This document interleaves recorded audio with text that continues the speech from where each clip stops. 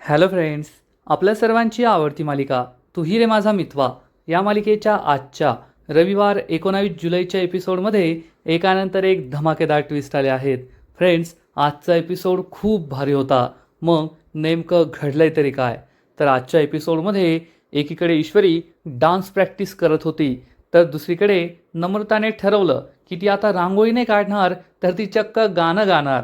Harmonium घेऊन सा रे ग म असा तिचा रियाज सुरू होता. पण ईश्वरीच्या घुंगरांचा आवाज ऐकून तिच्या तळपायाची आग मस्तकात गेली आणि मग नम्रता ही ईश्वरीशी जाऊन कचाकचा भांडली. तू जाणून बुजून माझा टाइमपास करतीये, जेव्हा माझा रियाज सुरू तेव्हाच तू डान्स प्रॅक्टिस करतीये. तू जाणून बुजून असं केलंय. या दोघींमध्ये कडाक्याचं भांडण झालं.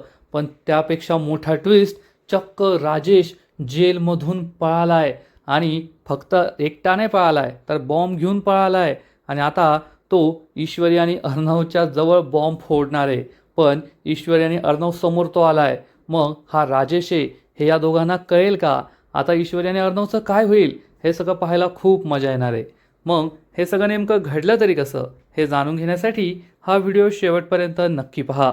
फ्रेंड्स, आजच्या एपिसोडच्या सुरुवातीलाच ईश्वरी आणि अर्णव शिर्केची वाट पाहत त्यांच्या रूममध्ये बसलेले असतात आणि तेवढ्यात शिर्के एका कोरिओग्राफरला घेऊन तेथे पोहोचतो. शिर्के या कोरिओग्राफरची ओळख ईश्वरी आणि अर्णवला करून देतो. अर्णव ईश्वरची ओळख या कोरिओग्राफरशी करून देतो. हे दोघे तिला नमस्कार हाय हॅलो करतात आणि ईश्वरी या कोरिओग्राफरला सांगते, मी लहानपणी डान्स शिकली आहे, पण मागील अनेक वर्षांपासून माझी प्रॅक्टिस नाही आहे, मला आता प्रॅक्टिस करायची आहे. ही कोरिओग्राफर म्हणते, मॅम तुम्ही टेन्शन घेऊ नका, मी तुमची चांगली प्रॅक्टिस करून घेते. हे ऐकून ईश्वरीला खूप आनंद होतो. मग शिर्के सांगतो, ठीक आहे मी येतो. अर्णव म्हणतो, मी सुद्धा स्टडीमध्ये आहे, तुम्हाला काही हवं असलं तर मला सांगा. ईश्वरी हो म्हणते. शिर्के आणि अर्णव तेथून निघून जातात आणि इकडे नम्रता ही तिच्या रूममध्ये येते. आरशासमोर उभी राहते आणि तिला आठवतं की तिची आदर्श व्यक्ती म्हणजे जिचा आदर्श घेऊन तिने आयुष्यात काहीतरी बनायचं ठरवलंय, अशा तिच्या सासूने वल्लरीने तिला काय सांगितलंय की नम्रता, जर तुला या घरात तुझं स्थान मिळवायचं असेल तर तुला ईश्वरीला हरवावंच लागेल. ईश्वरी ही तुझी बहीण आहे, तुझं तिच्यावर प्रेम आहे, या सगळ्या गोष्टी विसरून जा. ईश्वरी ही तुझी जाऊ आहे आणि तुला तुझा हक्क मिळवायचा आहे. तुझ्या जावेला वर काढ आणि ईश्वरीला या कॉम्पिटिशनमध्ये हरव. साम दाम दंड भेद सगळं वापर आणि तिला हरवून दाखव. हे सगळं नम्रताला आठवतं आणि नम्रता म्हणते, आकाशच्या आई एकदम बरोबर बोलताय. जर मला या घरात माझं स्थान मिळवायचं असेल तर मला ही कॉम्पिटिशन जिंकावीच लागेल, नाहीतर या घरात माझं पायपुसणं होऊन जाईल आणि मी ते कधीच होऊ देणार नाही. मी ईश्वरीपेक्षा वरचढ आहे, मी ईश्वरीपेक्षा बेस्ट आहे. ईश्वरी माझ्यासमोर झिरो आहे, मी हिरो आहे, हे मी सिद्ध करून दाखवणारच. काही झालं तरी या कॉम्पिटिशनमध्ये मीच जिंकणार, मी ईश्वरीला हरवणार, सात्विक फॅशनला मीच वाचवणार, असा ठाम निर्धार नम्रता करते. खरंच नम्रता ही वल्लरीची सून म्हणून शोभतीये यात शंका नाही. आणि इकडे ईश्वरीच्या डान्स प्रॅक्टिसला सुरुवात होते. ईश्वरी पायामध्ये घुंगरू घालते आणि मग कोरिओग्राफर तिला डान्स प्रॅक्टिस सुरू करायला सांगते. ईश्वरी आणि कोरिओग्राफर सगळ्यात आधी एकमेकींसमोर येतात. मग जी मुद्रा असते ती मुद्रा या दोघी करून दाखवतात आणि डान्स प्रॅक्टिसला सुरुवात करतात. आणि मग कोरिओग्राफर ईश्वरीची बेसिक प्रॅक्टिस सुरू करते. आता ईश्वरी कोणता क्लासिकल डान्स करतीये काय करतीये काही माहीत नाही, पण कोरिओग्राफर तिला शिकवत असते आणि ईश्वरी तिने सांगितल्याप्रमाणे या सगळ्या स्टेप्स करत असते. आता लहानपणी ईश्वरीने डान्स शिकलाय, त्यामुळे कोरिओग्राफर तिला जे काही सांगते ते ईश्वरीला जमतं आणि ईश्वरी ते अगदी योग्य प्रकारे करून दाखवते. त्यामुळे कोरिओग्राफरसुद्धा गुड गुड खूप छान असं म्हणून तिला शिकवत असते. आणि दुसरीकडे नम्रताने 2 दिवसापूर्वी ठरवलं होतं की तिला रांगोळीत खूप सारी बक्षिसं मिळाली, त्यामुळे ती रांगोळी काढणार. पण आज तिने एक वेगळा निर्णय घेतला आहे की ती गाणं गाणार. ती तिच्या रूममध्ये बसून हार्मोनियमवर रियाज करत असते. सा रे ग म आणि तिचा रियाज हा सुरू असतो. तसाही नम्रताचा आवाज हा एकदम छान आहे, त्यामुळे तिच्या आवाजात गाणं गायला नक्की आवडेल. पण नम्रता कधी गाणं गायची हे तर आपण आजपर्यंत या मालिकेत कधीच ऐकलेलं नाही आहे. तिला स्वतःबद्दल नवीनच शोध लागला वाटतं की मला गाणंसुद्धा गाता येतं आणि ती गाण्याची प्रॅक्टिस करत असते. आता जर नम्रता ही चांगली गायिका आहे, तिने लहानपणी गाणं शिकलं आहे, तर त्या दिवशी जेव्हा ठरत होतं की कुणी कॉम्पिटिशनमध्ये काय करायचं, तेव्हाच नम्रता म्हणू शकली असती, मी गाणं शिकली आहे, मी गाणं गाणार. पण त्या दिवशी रांगोळीचा विषय काढला आणि आज डायरेक्ट ती सिंगर झाली आहे, गायिका होऊन गाण्याचा रियाज करतीये. आणि त्याच वेळेस नम्रताला ईश्वरीच्या घुंगरांचा आवाज येतो. अर्णवचा बेडरूम हा आकाशच्या बेडरूमच्या एक्झॅक्ट वर आहे. त्यामुळे ईश्वरी जी डान्स प्रॅक्टिस करतीये तिच्या घुंगरांचा आवाज हा खाली नम्रताच्या रूममध्ये सुद्धा येतो. नम्रताला समजतं की ईश्वरी तिची डान्स प्रॅक्टिस करतीये. आता नम्रताला काही त्रास होत नाही, उलट नम्रता हसू लागते, खुश होते आणि म्हणते, असं दिसतंय की इशूची सुद्धा डान्स प्रॅक्टिस सुरू आहे. पण इशू, तू कितीही डान्स प्रॅक्टिस केली तरीसुद्धा तुला डोळे पुसायला टिश्यू मीच देणार आहे, कारण ही कॉम्पिटिशन मी जिंकणार आणि तू हरणार, असा फुल कॉन्फिडन्स नम्रताला असतो. आणि मग नम्रता तिच्या सुंदर सुरील्या आवाजामध्ये पुन्हा एकदा सारेगम करून आपला रियाज सुरू करते. नम्रता एका वेगळ्याच लेव्हलला आहे, एका वेगळ्याच कॉन्फिडन्समध्ये आहे.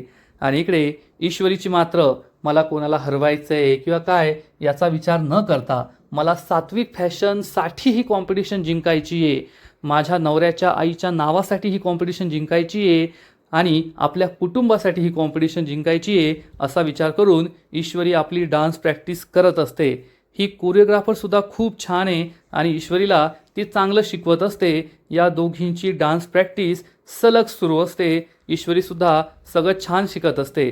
आता ते म्हणतात ना की तुम्हाला कोणतीही गोष्ट कितीही छान जमत असली, पण जेव्हा एखादी व्यक्ती तुम्हाला ती शिकवते, म्हणजे जेव्हा तुम्हाला त्या गोष्टीतला गुरु भेटतो आणि हा जर गुरु चांगला असेल तर तुम्हाला ती विद्या खूप चांगली आत्मसात होते.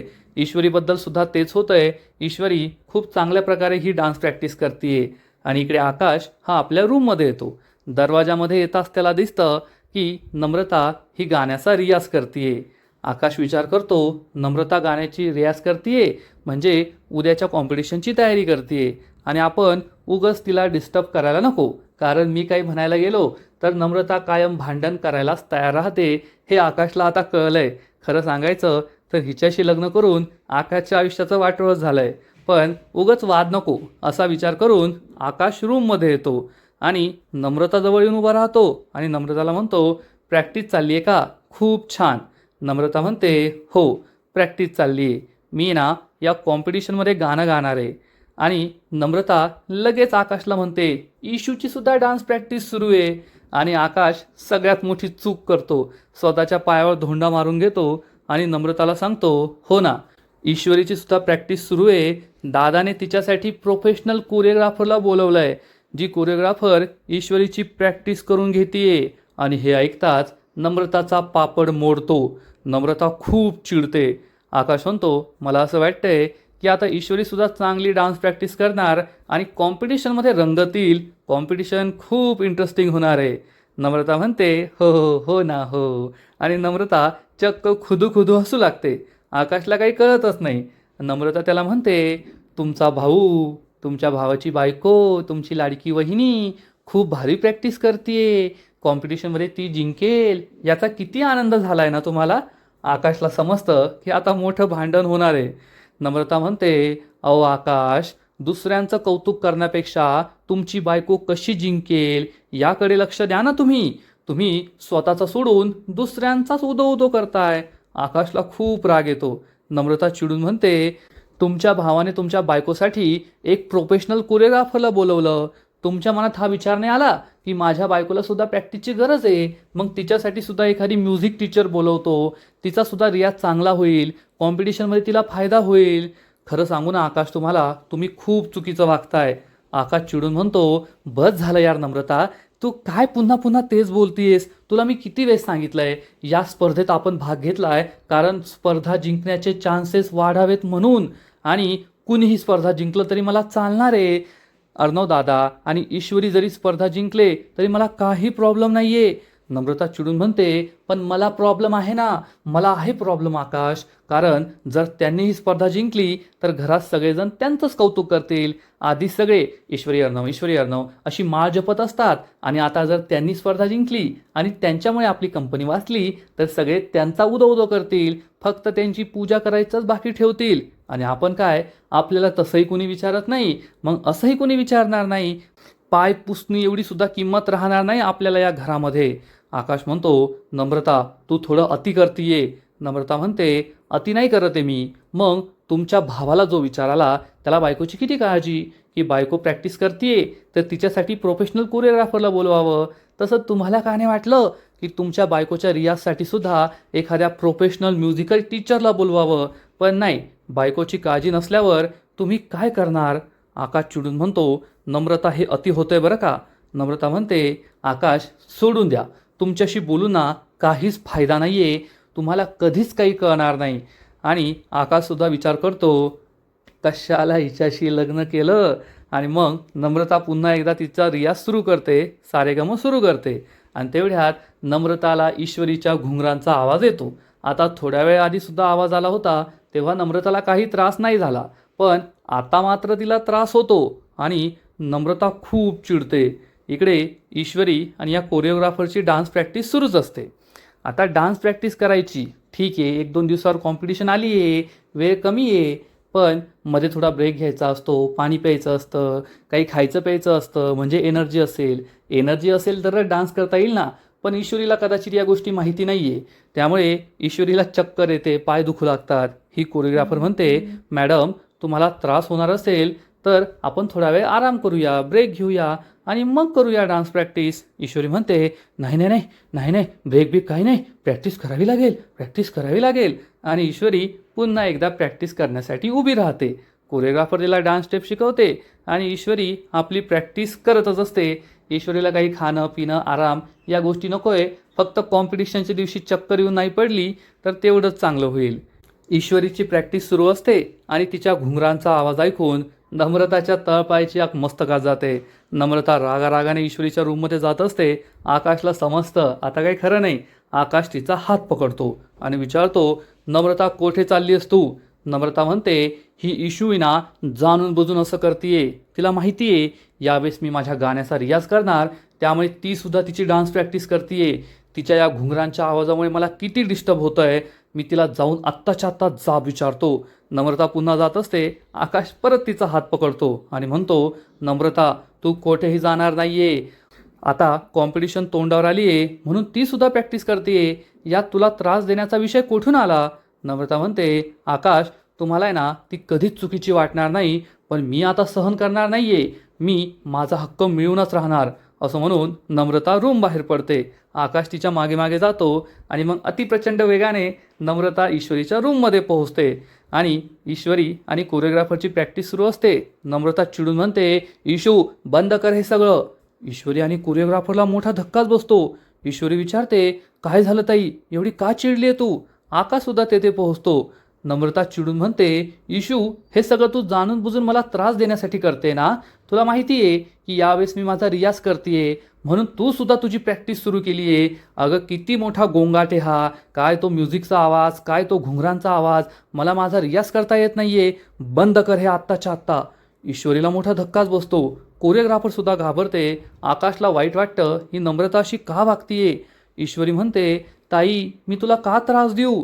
नम्रता चिडून म्हणते, कारण तुला असं वाटतं मी ही कॉम्पिटिशन जिंकू नये, माझी चांगली तयारी होऊ नये आणि तूच जिंकावी म्हणून तू हे सगळं करतेय. ईश्वरीला जबर धक्का बसतो. आकाश म्हणतो, नम्रता बस झालं, तोंडाला येईल ते बोलू नको, गप्प बस. नम्रता चिडून म्हणते, आकाश मी गप्प बसणार नाहीये, मी माझा हक्क मिळवूनच राहणार.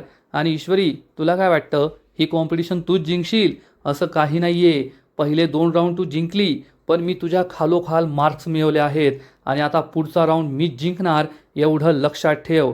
आणि मी सुद्धा प्रॅक्टिस करते त्यामुळे मला रियाज करू दे. ईश्वरी म्हणते, पण ताई माझ्या मनात असं काही नाही आहे. तर नमू म्हणते, तुझ्या मनात काय आहे ना ते मला चांगलंच ठाऊक आहे, फक्त तू एकटीने जिंकावं आणि मी हरावं, या घरात सगळ्यांनी तुझाच उदो उदो करावा. पण एक लक्षात ठेव, मी तुझ्यापेक्षा भारी गाणं गाऊन दाखवणार आणि ही कॉम्पिटिशन मीच जिंकणार, तू नाही जिंकू शकत एवढं लक्षात ठेवायचं. ईश्वरी म्हणते, अगं नमुताई तू हे काय विचार करतेय, असं काही नाहीये. आकाश म्हणतो, हो नम्रता तू काय बोलते तुझं तुला तरी कळतंय का. तर नम्रता म्हणते, बस झालं, मला आहे ना आता कोणाला काही एक्सप्लेन करायचं नाहीये. ईश्वरी मी तुला फक्त एवढं सांगते, तुला काय मला डिस्टर्ब करायचं कर, तुला माझ्या वाटेत कितीही अडचणी आणायच्या ना तेवढ्या आण, कारण मी तुझ्यासारखं नाही करत आहे की स्वतः जिंकायचं म्हणून दुसऱ्याला त्रास द्यायचा. आता कोण बोलतंय हे पहा. नम्रता म्हणते, मी स्वतःचं प्रॅक्टिस करतेय आणि मी मेहनत करते ना, म्हणून मी जिंकणार. तू नाही जिंकणार, कारण तू मला त्रास देतीये. ईश्वरीला वाईट वाटतं. नम्रता तेथून निघून जाते. आकाशसुद्धा खूप दुःखी होतो की नम्रता ईश्वरीशी एवढं वाईट वागली आहे. आणि मग आकाश ईश्वरीला म्हणतो, ईश्वरी सॉरी, यू कॅरी ऑन. आणि आकाशसुद्धा तेथून निघून जातो. ईश्वरीला खूप वाईट वाटतं. ईश्वरी विचार करते, नमुताई तर असं कधीच वागत नव्हती. तिच्या मनात नक्कीच काहीतरी सलतंय, ज्यामुळे ती अशी वागतीये. नमुताई अशी का वागतीये, नेमकं काय घडतंय हेच ईश्वरीला कळत नाही. आता मामीला, वल्लरीला तर ईश्वरी अर्णवने पूर्णपणे इग्नोर केलंय. वल्लरी एक नंबरची कपटी, कारस्थानी, भांडकुदळ, आगीत तेल ओतणारी आहे. आणि या नम्रताला तिनेच भडकून दिलंय हे ईश्वरीला लगेच कळायला पाहिजे. पण ईश्वरी डोळे मिटून बसलीये, त्यामुळे तिला काही दिसत नाही आणि त्याहून काही कळत नाही एवढं मात्र खरं. आणि इकडे पाहता पाहता रात्र होते. सगळेजण मस्त हॉलमध्ये बसलेले असतात. मामा, आजी, अंजली, ईश्वरी, अर्णव, आकाश असतात. ईश्वरी आणि नम्रता त्यांच्या रूममध्येच असतात प्रॅक्टिस करत. आणि मामा म्हणतो, आत्ता असं वाटतंय की प्रॅक्टिस सुरू झाली आहे. किती प्रॅक्टिस सुरू आहे सकाळपासून या घरामध्ये. अंजली सांगते, हो ना, एकीकडून घुंगरांचा आवाज, एकीकडून हार्मोनियम आणि रियाजचा आवाज.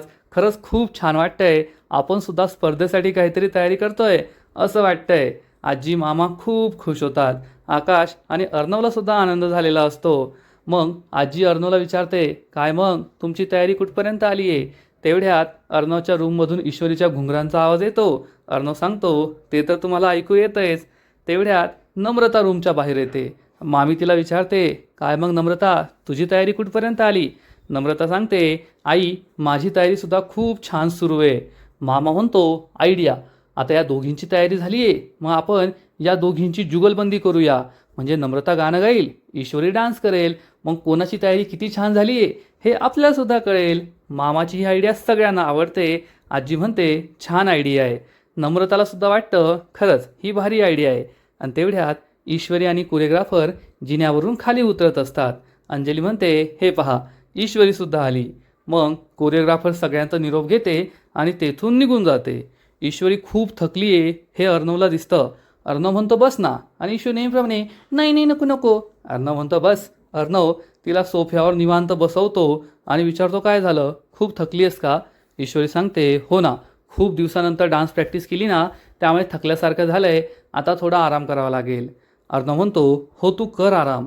या दोघांचं हे प्रेम पाहून मामी आणि नम्रता तोंड वाकडं करतात. मग मामा हा ईश्वरी आणि अर्णवला सांगतो, तुमची प्रॅक्टिस तर एकदम जोरात चालू आहे, पण घरात सगळ्यांचीच प्रॅक्टिस एकदम भारी सुरू आहे बरं का. आता कॉम्पिटिशनमध्ये मजा येणार आहे. हे ऐकून सगळे खुश होतात. आणि इकडे इन्स्पेक्टर, ज्याच्या पोलीस स्टेशनमध्ये राजेश आहे, तो आपल्या हवालदारांना बोलवतो. हवालदार येतात आणि विचारतात, काय साहेब. इन्स्पेक्टर सांगतो, वरतून ऑर्डर आली आहे, सगळ्या तुरुंगांची एकदम कसून तपासणी करायची आहे. हवालदार हो म्हणतो आणि तपासणी करायला जातो. राजेश हे ऐकतो आणि विचारतो, ओ हवालदार साहेब, इकडे या. काय झालं साहेब, एवढे का चिडले आहेत. हवालदार सांगतो, वरतून ऑर्डर आली आहे, सगळ्या तुरुंगांची कसून तपासणी करायची आहे. हे ऐकून राजेशला जबर धक्का बसतो. राजेश त्याने बनवलेल्या बॉम्बकडे पाहतो आणि विचार करतो, अरे देवा, एवढ्या मेहनतीने मी बॉम्ब बनवलाय आणि आता सगळ्या तुरुंगांची कसून तपासणी होणार. आणि हा बॉम्ब जर त्यांना सापडला तर माझी सगळी मेहनत पाण्यात जाईल. वरतून अजून आयुष्यभर जेलमध्ये राहावं लागेल, ते वेगळं. मार खावा लागेल, ते तर अजून वेगळं. आता काय करायचं हाच प्रश्न राजेशला पडतो. आणि इकडे मामी ही नम्रताच्या कानात सांगते, ही खूप चांगली संधी आहे. ईश्वरी थकली आहे, तिला जुगलबंदीसाठी बोलव. ती काही जिंकू शकणार नाही आणि तिचा कॉन्फिडन्स लो होईल. नम्रताला ही आयडिया आवडते आणि नम्रता ही ईश्वरीला म्हणते, ईशू, आत्ताच बाबांनी एक आयडिया दिली की आपली किती छान प्रॅक्टिस झाली आहे हे आपण चेक करूया, जुगलबंदी करूया. मी गाणं गाईल, तू डान्स कर. तेवढीत आपल्यामध्ये काय स्पर्धा आहे ते सुद्धा कळेल. ईश्वरी म्हणते, नको ताई, तसंही मी तुला स्पर्धक मानत नाही. जुगलबंदी करायची काही गरज नाही आहे. ईश्वरी यासाठी नकार देते. नम्रता म्हणते, अगं ईशू, असं काय करते. आपल्या दोघींची किती तयारी झाली आहे हे सगळ्या घरच्यांना सुद्धा कळेल आणि आपलीही अजून प्रॅक्टिस होईल ना. चल जुगलबंदी करूया. ईश्वरी म्हणते, सॉरी ताई, आज मी खूप थकली आहे, माझ्यात त्राणच नाही राहिले डान्स करण्याचे, त्यामुळे नको नको. पण नम्रताला काही करून जुगलबंदी करायचीच असते. नम्रता म्हणते, अगं इशू, थोड्या वेळासाठी करू, ये ना. ईश्वरी म्हणते, सॉरी ताई, नाही जमणार, माझी तेवढी प्रॅक्टिस नाही झाली आहे. नम्रताचा चेहराच पडतो. नम्रता म्हणते, ठीक आहे, आता तुझी तयारी नाही झाली आहे तर नाही करायचं. मामी नम्रताकडे रागारागाने पाहते. नम्रता इशारा करते, आता ती नाही म्हणते तर मी तरी काय करणार, आणि या दोघींचा प्लॅन फ्लॉप होतो. इकडे राजेशच्या तुरुंगामध्ये इन्स्पेक्टर आणि हवालदार येतात तपासणी करण्यासाठी, आणि इन्स्पेक्टर हवालदारला सांगतो, याचा जे तुरुंग आहे ना, कसून तपासणी करा, हा लय डेंजर माणूस आहे. तर राजेश म्हणतो, ओ साहेब, काय तुम्ही गरिबाच्या तुरुंगात आले, या गरिबाच्या तुरुंगात तुम्हाला काय सापडणार आहे. इन्स्पेक्टर चिडून म्हणतो, तू गप रे, तू किती गरीब आहे ना ते मला माहिती आहे. हवालदार, मला याच्या तोंडाला नाही लागायचो, उगाच कुत्र्यासारखा मार खायला परत, तुम्ही शोधा बरं. आणि हवालदार सगळीकडे शोधाशोध करू लागतो. तेथे ब्लँकेट असतं, ते ब्लँकेट तो पाहत असतो, आणि राजेश विचार करतो, यांचा मला लक्ष दुसरीकडे वळवावं लागेल. आणि राजेश हा आपल्या पाण्याच्या माठाजवळ येतो आणि जाणून बुजून त्यामध्ये आपला ग्लास खाली पाडतो. इन्स्पेक्टर हे ऐकतो आणि विचारतो, काय करतोय रे तू. राजेश म्हणतो, काही नाही साहेब, पाणी घेतोय. हवालदार हे ब्लँकेट वर करणार असतो. इन्स्पेक्टर म्हणतो, राहू द्या, ते तिकडे पाहतो काय करतोय. आणि हवालदार तिकडे माठाजवळ जातो, माठात चेक करत असतो. राजेश असे एक्सप्रेशन दाखवतो जसं काय या ब्लँकेटच्या खालीच बॉम्ब ठेवला आहे, आणि या माठात तर काही नसतं. मग इन्स्पेक्टरला या ब्लँकेटवर संशय येतो. इन्स्पेक्टर हे ब्लँकेट उघडून पाहतो तर या ब्लँकेटमध्ये काहीच नसतं. आणि म्हणजे आता बॉम्ब राजेशने कोठे लपवला आहे, तो तर तुरुंगाच्या बाहेर गेला नाही, मग बॉम्ब हा नेमका गायब तरी कोठे झाला हे राजेशलाच माहीत, काही कळत नाही आहे. आणि राजेश म्हणतो, ओ साहेब, मी तुम्हाला आधीच म्हटलं होतं ना, तुम्हाला गरिबाच्या तुरुंगात काय भेटणार आहे, तुम्ही ऐकलंच नाही. इन्स्पेक्टर म्हणतो, अरे बाबा गप ना, उगाच मार खाशील. आणि इन्स्पेक्टर हा राजेशकडे रागारागाने पाहू लागतो. राजेश चांगलाच घाबरतो की इन्स्पेक्टरला माझ्यावर काही संशय आला की काय. आणि इकडे मामा याला टाइमपास करायचाच असतो. मामा म्हणतो, आता या दोघी तर जुगलबंदी करणार नाही आहे, मग आकाश, तू आणि अर्णव जुगलबंदी करा, तुमच्या दोघांची किती तयारी झाली आहे ते आम्ही पाहू.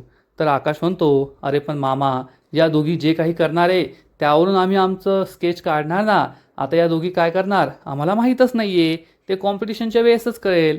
मामा म्हणतो, अरे इमॅजिन तर करू शकता ना, इमॅजिन करा ना यार, पण काहीतरी करा.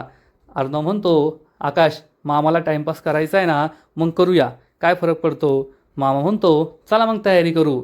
तर मामी म्हणते, तुम्ही करा, आम्ही नाही करणार. मामा म्हणतो, ते तर माहीतच आहे, सगळं माझं मलाच करायचं आहे.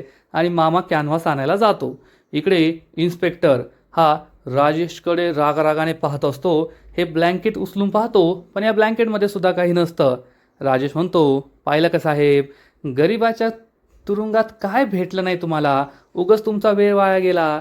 तर इन्स्पेक्टर म्हणतो, तू ना किती गरीब आहे मला चांगलंच माहिती आहे, माझं तुझ्यावर बारीक लक्ष आहे, एवढं लक्षात ठेव, तुला आयुष्यभर या तुरुंगात सडवणार आहे मी, हे सुद्धा तू लक्षात ठेव. असं म्हणून इन्स्पेक्टर आणि हवालदार बाहेर निघून जातात. हवालदार पुन्हा एकदा लॉक लावतो. राजेश हसतो आणि म्हणतो, तू आणि मला आयुष्यभर तुरुंगात सडवणार, अरे आता थोड्याच वेळात तू या तुरुंगात परत येशील, पण दुसरं काही शोधायला नाही तर मला शोधायला, कारण मी फुर उडून गेलेला असेल.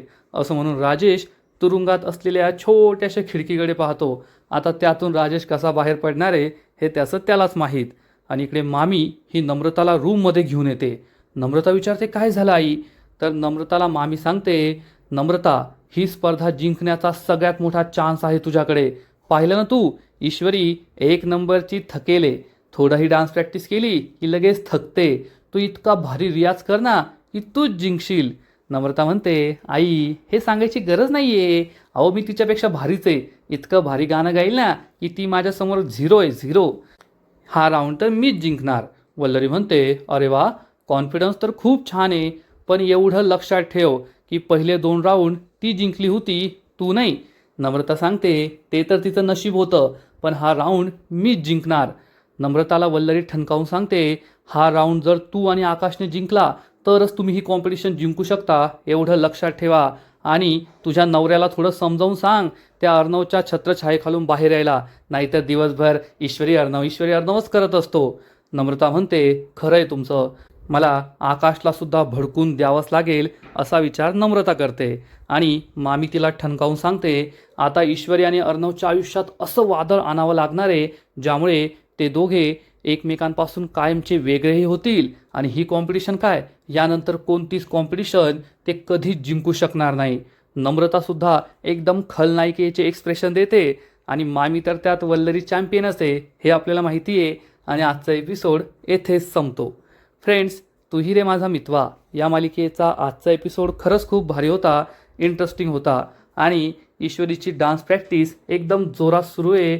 नम्रता ही सुद्धा गाण्याची प्रॅक्टिस करते, हे सगळं पाहायला मजा येते. आजचा एपिसोड तर भारी होता, पण या मालिकेचा पुढील एपिसोड आणखीन भारी असणार आहे. आणखीन मोठा ट्विस्ट या मालिकेत येणार आहे. मग नेमकं घडणार तरी काय, तर पुढील एपिसोडमध्ये आपण पाहू की गुरुजी घरी येतील आणि सांगतील की ईश्वरी आणि अर्णववर एक खूप मोठं संकट येणार आहे आणि हे संकट दूर करायचं असेल तर या दोघांनी श्री गुरुदेव दत्तांच्या मंदिरात जायचं, दिवसभर उपवास ठेवायचा आणि तेथे उपासना साधना करायची, तर हे संकट दूर होऊ शकतं.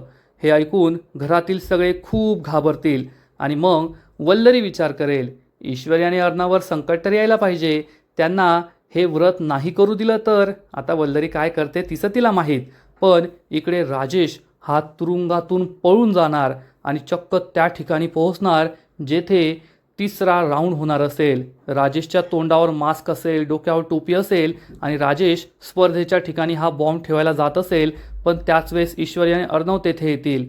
त्यांना पाहून राजेश खूप घाबरेल. मग आता पुढे काय होईल हे पाहायला मजा येणार आहे.